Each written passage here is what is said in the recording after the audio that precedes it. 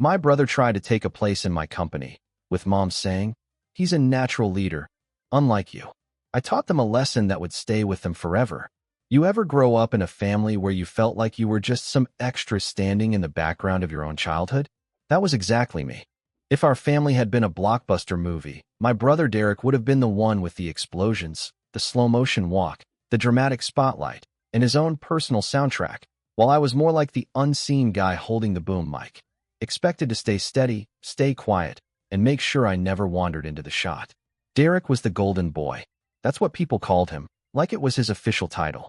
"He's just gifted," my mom would say with this proud little toss of her hair, like she was the one up there accepting an award on his behalf.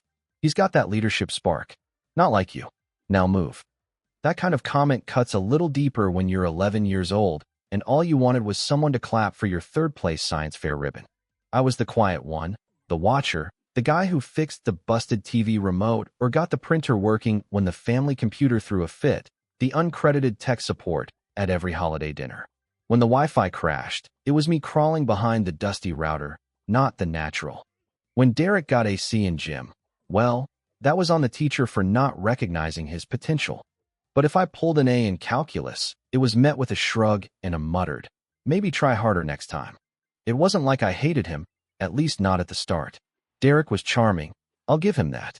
He was tall, broad-shouldered, with this easy grin that made adults shake their heads and say, "Now there's a future CEO." Meanwhile, I was tucked away in the garage soldering old circuit boards, making sparks for fun. Derek would stroll in, wrinkle his nose like the smell of ambition was beneath him, and toss out a, "Still playing with that junk?" I'd just smile, keep working, and file that comment away in the back of my mind like a receipt I knew I'd cash in someday. By the time high school was over, Derek walked off with a full-ride scholarship for football, even though he spent most of his time warming the bench, while I packed up for a small tech college 3 states over on a partial scholarship. Mom bawled her eyes out the day he left, but when it was my turn to load the car, she barely glanced up from her glossy magazine. In college, that's where I finally found my people. Turns out, being quiet meant I'd learned how to really listen, how to solve problems, how to piece things together when others couldn't. While Derek was out shotgunning beers and networking at frat parties, I was stacking side jobs, tutoring kids in stats, and slowly building something of my own. A little startup. It started as just a side hustle, helping small businesses untangle their invoicing messes. But word travels fast. I was coding all night, pitching all day, falling on my face, and trying again until something clicked. 5 years later, that so-called little hustle had turned into a company with 20 employees, 2 floors downtown, and more clients than we could reasonably juggle. I'd done it. Quietly. No parade, no Instagram-worthy, "look at me now" post. Just slow, deliberate success. And the best part? I told myself I didn't need my family to even notice. At least, I thought I didn't. Then one Tuesday morning my phone buzzed with a text from Mom. "Can we talk? It's about Derek. He's ready now." I stared at the screen like it had personally insulted me. Ready for what? His comeback tour? Another failure waiting to be dressed up as someone else's fault? I ignored it, but of course she called. "Sweetheart," she chirped like we hadn't gone 4 months without speaking. "Your brother finally knows what he wants to do. He wants to join your company." "Come again," I muttered. "In your company," she repeated brightly. "He's a natural leader, always has been. He just needs a little push." "I already have a team, Mom." "Oh, come on. You've said yourself you're always busy. He could help take the load off." Sure, I thought. Like an anchor helps a ship float. And then came the dagger, the one-liner that tore open every old scar. "Besides, he's a leader. Not like you." She didn't even mean it as cruel, just delivered it with that familiar smug smile, like she was handing him another gold medal while passing me a pity ribbon. "Right," I said flatly. "Not like me." She chuckled. "So should I tell him to stop by next week?" I let her words hang there like a buzzing mosquito I fully intended to swat. "Sure," I said after a pause. "Tell him to bring a resume." She laughed, assuming I was joking. I wasn't, because I already knew what I was going to do, and it wasn't going to be pretty. It was going to be a lesson. And the following Monday, true to form, Derek strolled in 20 minutes late. Derek strolled into the lobby like he was auditioning for a commercial selling a fancy cologne called Pure Entitlement. And of course, he had sunglasses on. Inside, My receptionist, Tina, who's been with me since the scrappy garage days, raised one eyebrow so high it almost hit her hairline, plastered on the fakest polite smile I've ever seen, and asked in her most professional voice, "Can I help you?" Derek slipped off the shades with a little flourish, like he was unveiling some priceless masterpiece. "Yeah," he said smoothly. "I'm Derek, the boss's brother." Tina didn't even blink. "Cool," she deadpanned. "Did you bring a resume?" Derek laughed like the idea was a punchline. "Nah, figured I'd just talk to him. We're family." I was watching all of this from the security cam feed and could already feel the headache bubbling up in my skull like a shaken soda can. I buzzed Tina. "Send him up." When he came into my office, he did that thing where someone walks around like they own the place, even though they've never stepped foot in it before. He glanced around at the floor-to-ceiling windows, the polished desk, the shelves, and said, "Wow, nice setup. You always did have a talent for nerd stuff." "Charming. Take a seat," I told him. He flopped down into the chair like gravity owed him money. "So," I began, "tell me why you're here." He leaned back, hands behind his head like he was settling in for an interview he'd already won. "Honestly, I'm kinda over all the garbage jobs. Sales was boring, marketing felt fake, construction, forget it. Manual labor? Not my thing." I waited him out. "So," I prompted. He grinned. "So Mom said you could use some help. And let's be real, every successful company needs somebody who can rally the troops. Big picture vision, morale, people skills, that kind of stuff. So you're applying for, what exactly? A leadership role?" I asked. "Exactly. Director, team lead, whatever works. HR can slap a title on it." I raised my eyebrow. "You do realize we have an actual chain of command, right? And procedures?" He waved it off casually. Sure. I mean, I'm not going to do paperwork or anything. I'm talking big picture strategy. I've got charisma, man. It's a gift." "Charisma. Got it," I said flatly. I slid a piece of paper across the desk. "Well, here's what we're actually hiring for. Entry-level support. Starts at 19 an hour." He blinked like I'd just spoken Greek. "Wait, what? That's what's available." His mouth dropped open. "I'm your brother. And I told you, I'm ready for leadership. I'm not answering phones or fixing printers. Bro, leadership's in my blood." I stood up. "Then prove it. Be here tomorrow. 8:30 sharp. Black shirt. No sunglasses. And ditch the cologne. This isn't a nightclub." He stormed out, muttering something about humiliation and how I was just jealous, which made me laugh so hard I almost pulled a muscle. But wouldn't you know it, he showed up. Tuesday morning, 8:41 a.m. Black shirt, wrinkled. Late again. Tina handed him a headset like she was passing out an award for irony. "You'll be shadowing Damien," I told him, pointing toward our best support guy. Derek looked him over. Half Derek's size, glasses thick as a biology textbook, and a brain sharp enough to make Google sweat. "I'm shadowing him?" Derek asked. "Yes," I said. "Try to keep up." The first half hour was glorious. Derek kept barging into Damien's calls with tips like, use a warmer tone. Customers like hearing their name, or smile when you talk. They can tell through the phone. By lunch, Damien had quietly messaged me. "Hey boss, your brother needs a crash course in humility." I typed back, "Consider this the pilot episode." Derek bailed halfway through the day, claiming a migraine. By Thursday, he'd stumbled onto Slack and made his own channel called #DerekVision, where he posted leadership thoughts and future projects. One gem read, "What if we rebranded with a tougher name? Something bold, like Hawkfire." I nearly spit my coffee across the desk. By Friday, he was in the break room hosting what he called a team huddle. It was just him, a whiteboard, and a marker he forgot to uncap. He didn't invite anyone, but he still made a 5-slide PowerPoint and left it in the printer tray labeled Confidential Strategy Plan. Slide 3 literally said, "We need synergy. Also vibes. Oh yeah, natural-born leader." By Monday morning, someone had slapped a bright yellow sticky note onto the office coffee machine that read, "Fuel for future executives, courtesy of #TeamDerek." I stared at it for a good solid minute, wondering if caffeine fumes could actually kill brain cells just by being too close to stupidity. The man had only been there 5 days. Yet somehow, in those 5 days, Derek had managed to start a movement nobody wanted, assemble a team nobody joined, and launch a brand nobody respected. He even printed stickers, real, glossy stickers, that said Hawk Fire Rising and scattered them on people's desks like he was branding cattle. HR was livid. Marketing thought it was parody. Tina just rolled her eyes, tossed hers in the trash, and muttered, "I've seen cults start with less." By lunchtime that same day, Derek was holding what he called walk-and-talk meetings in the hallway. By Wednesday, he had a Google Doc titled Executive Manifesto and had already tried to schedule a one-on-one with our CTO. The CTO declined, politely, 3 times.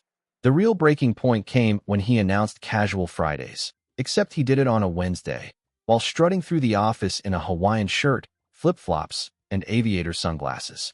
Indoors. Again, yelling, "Let's loosen up around here, people. We're not robots." That was it. I called him into my office. "Close the door," I said. He flopped into the chair across from me, legs spread like he was posing for a GQ shoot. "What's up, bro? Stop calling me that at work." "Oh, sorry. Boss. Got it." He gave me finger guns like we were in some bad sitcom. "So what's the vibe?" "Derek," I said slowly, "you were hired for support, entry-level support, and in almost a week, you haven't finished a single assigned task.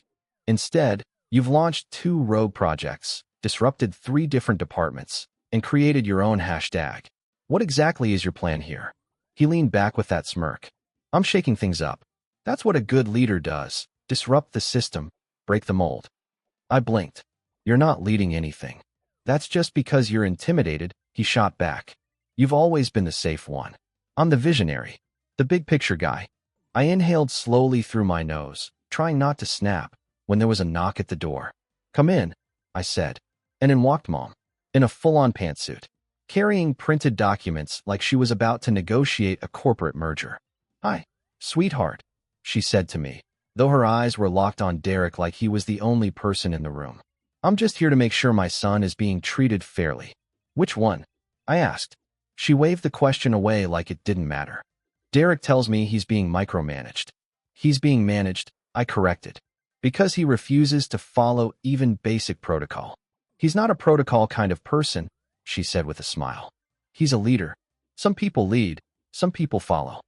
"Right," I said flatly. "And some people answer phones and learn how the company actually works before declaring themselves visionaries." She scoffed. "Well, I brought a few ideas." She laid a folder down on my desk. An honest-to-God printed folder. Inside was a flowchart labeled Derek's Path to Leadership, a resume that looked like it had been whipped together in word art, and a list titled Suggested Titles for Derek. Among them, Strategic Director, Culture Chief, and my personal favorite, Vision Architect. I didn't know if I should laugh or cry. "I've been running this company for 6 years," I said evenly. "We've got over 50 employees. This is not a playground. And I'm not here to indulge anyone's delusions." Her smile tightened by half an inch. "Why are you so resistant to helping your brother? Afraid he'll outshine you?" I stood up. I gave him a real chance. An actual job. A fair shot to prove himself. And he spent every second of it trying to skip the work and leap straight into the corner office. Derek chimed in. "You just don't get my style, bro. I'm not a cubicle guy. And I'm not running a charity." I shot back. Mom stiffened. "You've always been bitter. You didn't even go to his college graduation. Because his consulting startup turned out to be a pyramid scheme," I reminded her. "It had potential," she countered without missing a beat. I looked at the two of them. Then I smiled. Slow. Calm. "You know what? You're right." I nodded. "He is a natural leader." Derek perked up immediately, his grin stretching wide. "Knew you'd come around. I'll give him a new title," I said. "One he won't forget." Mom's face lit up. "Oh, what title is that?" I didn't answer. Not yet. Because the next phase? It was going to be legendary. The very next morning, I made sure I was in the office early. I unlocked the office door myself that morning, earlier than usual. I'd pulled on my favorite navy blazer, the sharp, fitted one, not because I had a big meeting lined up, but because I knew today wasn't just business, it was theater. If you're going to deliver a lesson, you might as well dress like you mean it. Tina handed me her coffee with a grin. "Ready for today?" "More than ever," I told her. At exactly 9:03 a.m., because apparently punctuality doesn't apply when you're a self-proclaimed visionary, Derek strutted through the door. No sunglasses this time, but he still somehow radiated the confidence of a guy who just got voted Fortune's most likely to misuse the office printer. I greeted him with a smile that was warm enough to confuse him but unsettling enough to make him sweat. "Morning, Derek. Let's talk in the conference room." He followed me in, grinning ear to ear. "So," he said, stretching his arms behind his head like he'd just finished leading a parade, "am I finally getting the real title?" "Oh yes," I said with a nod. "The team and I discussed it, and we agree your unique skills and visionary leadership deserve a role that has flexibility, strategic weight, and serious impact." His chest puffed up like a marshmallow in a microwave. "Your official title," I said, sliding a paper across the table, "is Director of Sanitation Strategy." His smile froze solid. "Of what?" "Sanitation Strategy," I repeated. "We realized we've been neglecting that division. Who better than you to elevate it?" He blinked hard. "You want me to clean?" I leaned back, calm as ever. "Not just clean. Lead. Design processes. Create efficiencies. Audit restroom logistics. Study soap-to-sink ratios. Empower the janitorial crew with vision." "Are you kidding me?" he sputtered. "Absolutely not. Think about it. When the bathrooms are dirty, morale drops. When the break room's a mess, productivity suffers. We're putting you in charge of the heartbeat of the building." He scowled. "You're giving me janitor work with a fancy label. I'm giving you the chance to lead from the ground up. You said you were a disruptor, so disrupt the cleaning industry." He stared at me like I'd told him to lick the floor tiles. "Mom's gonna lose it." "Probably," I said with a smile. "But she told me you're a natural leader. So here's your shot." He didn't storm out right away. Instead, he tried to spin it. He made flyers with slogans like "Clean culture equals clean code," "Your mess, my mission," and my personal favorite, "From toilet to triumph, the Derek Revolution." I had to mute the break room Slack channel because the memes were out of control. On day 2, he refused to touch a mop and instead handed the janitor, Paul, a list of delegated tasks. Paul laughed in his face and went back to work. On day 3, Derek held a 7-minute stand-up meeting outside the restrooms with a whiteboard titled Opportunities in Hygiene. On day 4, he requested a full team of interns. And by day 5, he quit. Well, technically, he scribbled a note on a napkin. "This company doesn't appreciate vision. I'm meant for greater things." He even took the coffee machine sticker with him. Later that afternoon, Mom called. "Why did you humiliate your brother?" she demanded. "I gave him a real title with real responsibility," I said calmly. "You set him up to fail." "No, Mom. I gave him exactly what he asked for. A position, a leadership role, the same standards every other employee follows." She huffed. "You've always been jealous of him." I nearly laughed. Jealous of what? The guy who spent 5 days trying to launch a bathroom-themed startup inside somebody else's business? Click. She hung up. I exhaled, finally enjoying the quiet again. Tina poked her head into my office. "That was something." "Yeah," I said. "Let's disinfect the whiteboard." She nodded. "Already done. Sanitization protocols, perfected." Then it started. Ping. Then another. Then 13 more. My phone lit up like a Christmas tree fueled by passive aggression. Family group chat. "Aunt Carol, heard Derek left your company? What happened? Uncle Ted, was it necessary to stick him with toilet duty? Grandma, he's your brother. Family comes before business. Mom, he tried. You humiliated him. And finally, Derek himself. I gave that place everything."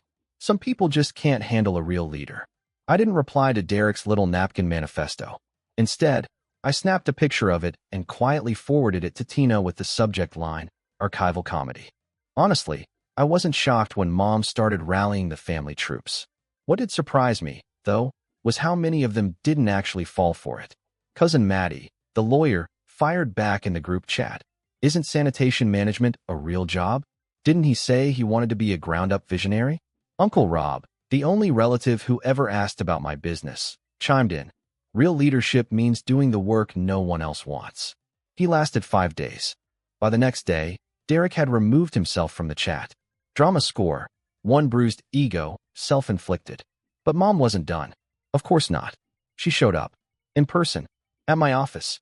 I was mid-meeting when Tina buzzed me. "She's here." Suit. Pursed lips. Hurricane energy. I sighed. "Give me 5, then send her in." Mom walked in like she was auditioning for the lead role in a courtroom drama. Binder in hand. Heels clicking sharp against the tile. And that expression, the one that screamed, "I'm not mad. I'm just cosmically disappointed." She sat down without asking and said, "Don't say anything. I just want you to understand what you've done." To Derek? To the family. I stayed quiet, letting her spill it out. Your brother came to you in good faith. He wanted to reconnect, to be part of your success. He wanted a shortcut. I corrected. Not a job. He wanted a chance. But instead of supporting him, you handed him a toilet and told him to shine it. Wrong. I gave him responsibility. He chose not to respect it. Her eyes narrowed. You knew he'd quit. No, I said.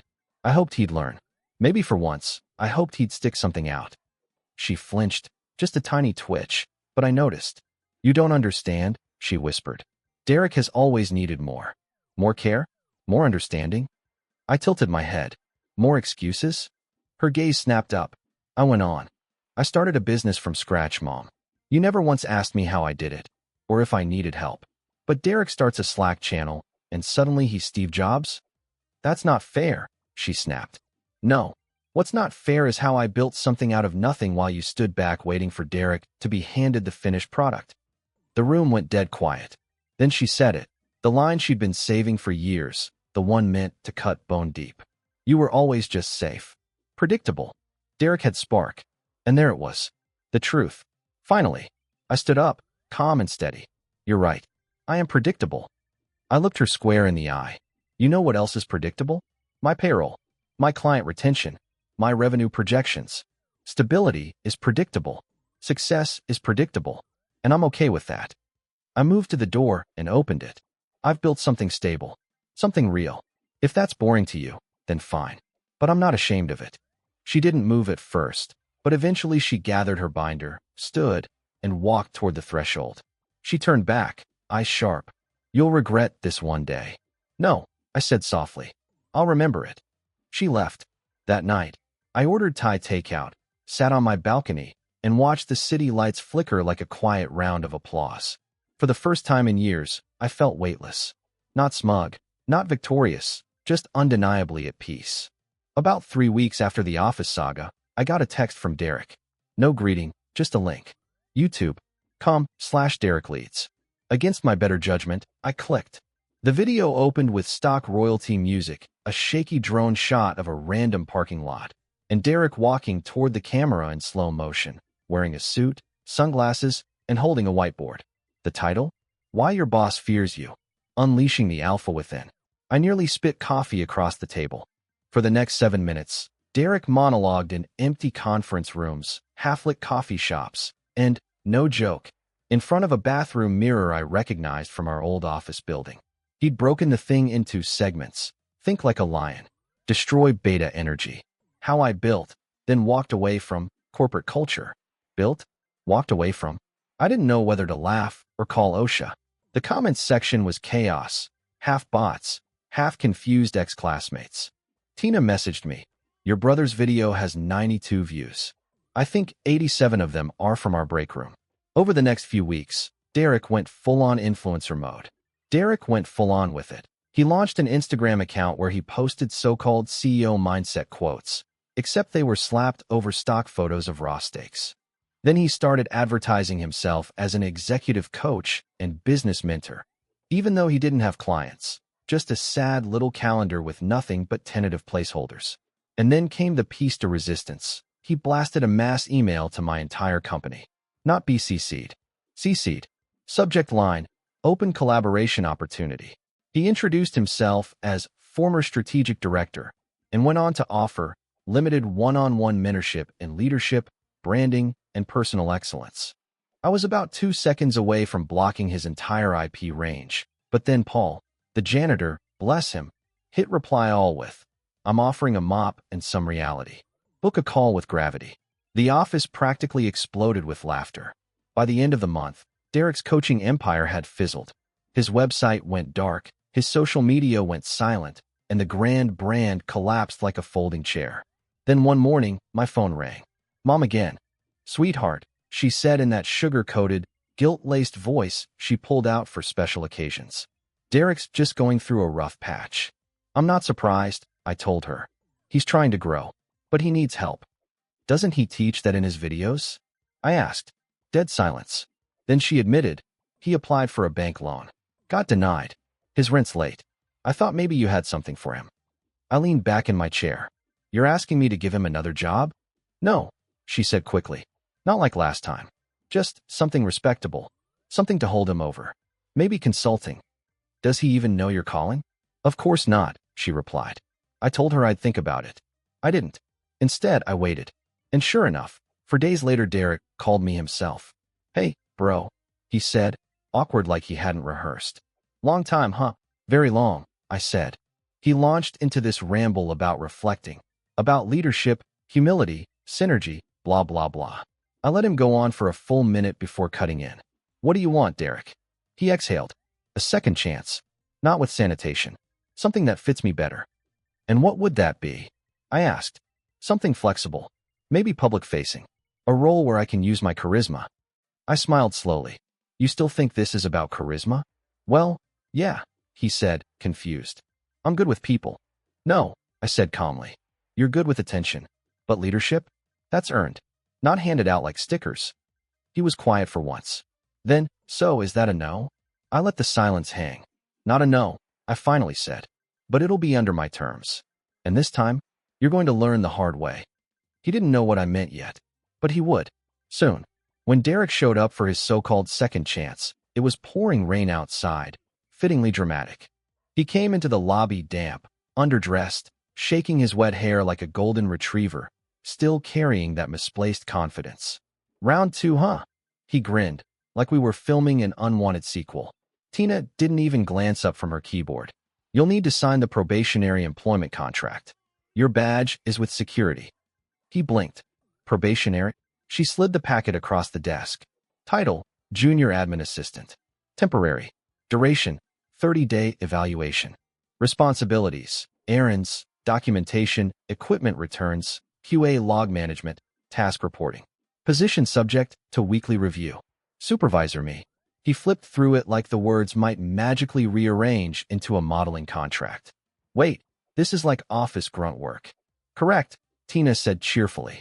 All employees start somewhere. He looked past her and locked eyes with me as I strolled by, fresh coffee in hand.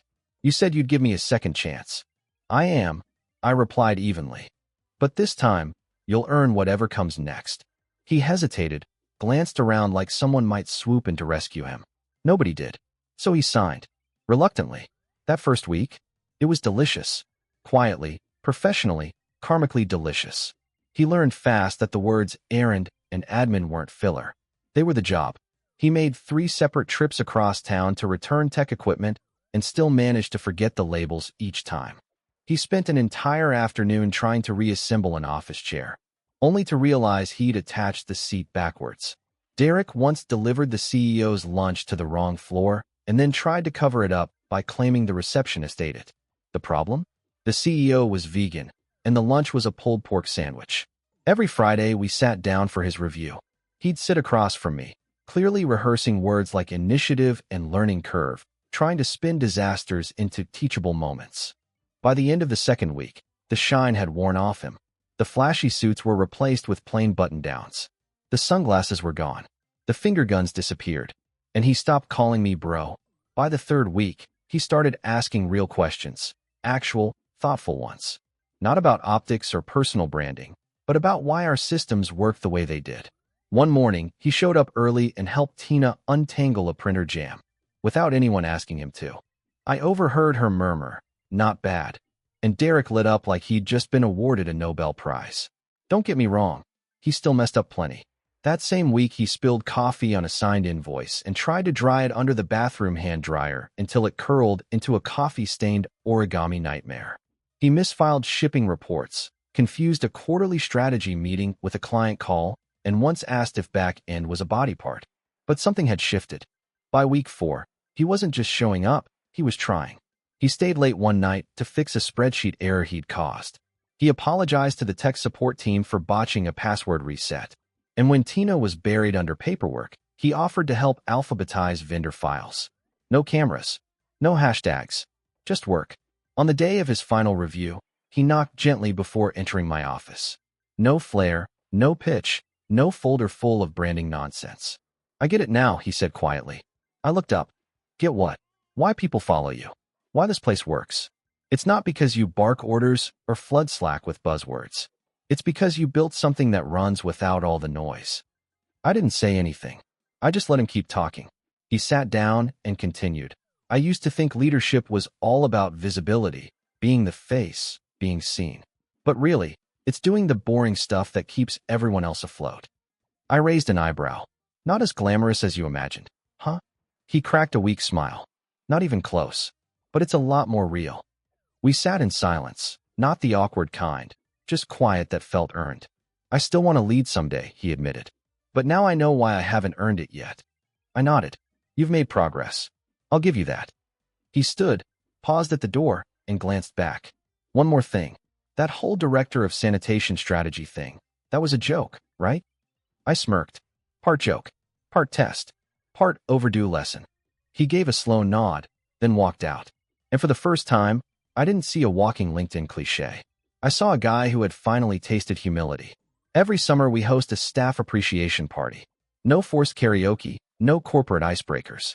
Just food, drinks, and a rooftop strung with lights that make it feel like the last scene of a good movie. That year, it meant something more. Because Derek would be there.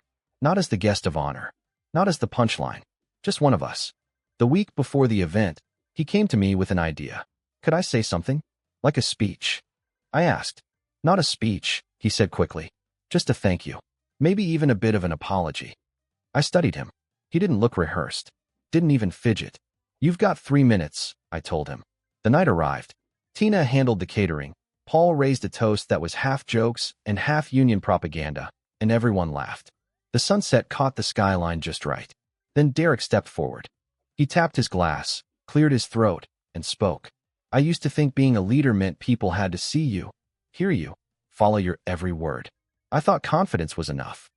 A few people shifted awkwardly, no doubt remembering his bathroom flyers and hashtags. But this place taught me that real leadership isn't loud. It's responsible. It's consistent. It's owning your mistakes. Even if you spill coffee on a signed invoice and try to dry it with a bathroom hand dryer. Laughter this time, real laughter. I came in expecting shortcuts, but I left with something better. Perspective, Derek said, his voice steady. So thank you for letting me fail, and for not tossing me out when I did. He raised his glass. To good systems, better coworkers, and the quiet bosses who still remember where the broom closet is.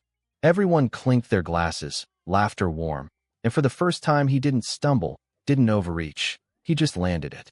Later that night, I found myself standing near the edge of the rooftop, sipping ginger beer, watching the city lights flicker like they were in on the celebration. My phone buzzed. Mom. I let it ring twice before answering. Hi, sweetheart, she said softly. Tina posted photos. Looked like a beautiful night. It was. I heard Derek spoke. He did. And, was he okay? Better than okay. Silence stretched out on the line. Then finally, she said, almost to herself, I didn't know he had it in him. I didn't respond. I just let her sit with that. After a while she asked, Are you proud of him? I paused, then answered, I'm proud for him. She didn't reply, just whispered, Thank you, and hung up. I slid my phone back into my pocket and turned toward the party. And there, by the snack table, was Derek. No cameras, no speeches, no hashtags. Just quietly showing Paul how to work the label printer properly. Just doing the work.